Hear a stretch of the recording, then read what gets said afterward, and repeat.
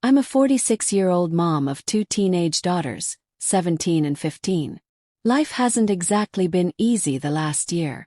My ex-husband, well, technically soon-to-be ex-husband, died in an accident. That alone was painful enough for my girls and me to process. But it got worse. Because when he died, secrets came to light. He had been cheating on me. Not just cheating. He had 2 sons with his affair partner. And then, in a tragic twist, she also died in that same accident. So suddenly my daughters had to deal not just with grief, but with betrayal, humiliation, and the trauma of finding out their father lived a double life. Now, most people would assume that, in a time of grief, family would step up to support us. But not my ex-in-laws. No. These people, 78 and 80 years old, decided they wanted custody of my girls. They also tried to move into my house. One fight went to court, the other. I shut down immediately. But if you think that was the end of their nonsense, you're wrong. Fast forward to my younger daughter's birthday. We were at the weekend farmer's market. I gave her some money to treat herself. She was happy, buying chocolates and sweets, laughing with her sister. But after an hour she didn't come back. I was about to call when my phone rang. Her voice, broken, shaking. She was crying. "Mom, some women cornered me." My heart dropped. I ran across that market like my life depended on it, dragging my older daughter with me. And there they were. 6 older women surrounding my little girl. They were berating her, calling her unchristian, accusing her of being a bad sister for refusing to take care of her orphaned baby brothers. My daughters are still in therapy over the betrayal of those children even existing, and here were strangers shoving guilt down her throat.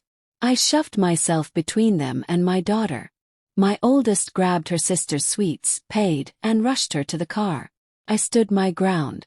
These women looked me dead in the eye and told me I was a disgrace. That I was failing my role as a Christian wife. That I should obey my ex-in-laws and do whatever they asked. Can you imagine? My cheating husband is dead. My children are traumatized. And these vultures had the audacity to scream at me in public. Security eventually asked us all to leave. And as I walked to the car, those women followed me like a flock of angry crows, squawking insults the entire way. That night, after tucking my girls into bed, I reached out to a friend from that church. And that's when the truth came out. My ex-mother-in-law had been spreading lies. She posted in the church's Facebook group, painting herself and her husband as helpless, abandoned, penniless victims. She claimed my daughters were cruel for refusing contact. She even claimed the affair babies weren't the result of cheating, but a surrogate arrangement because I couldn't have more kids. Disgusting. And the church. They ate it up. Some of the more extreme members rallied around her, sending us harassment. But here's the thing. That church may have some questionable views, but they are strict about one thing, cheating. They consider it the ultimate sin.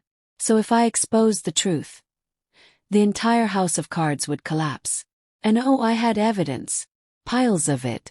The next day I went to a print shop. I spent hours printing out photos, text messages, emails, proof of the affair, proof of my ex-in-laws enabling him, proof of them harassing my daughters. High-quality, full-color prints. Then I got creative.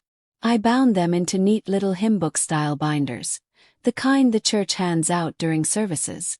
On the cover, a nice, innocent design. But inside was a bombshell. The very first page. A crystal-clear photo of my ex and his affair partner making out in our living room.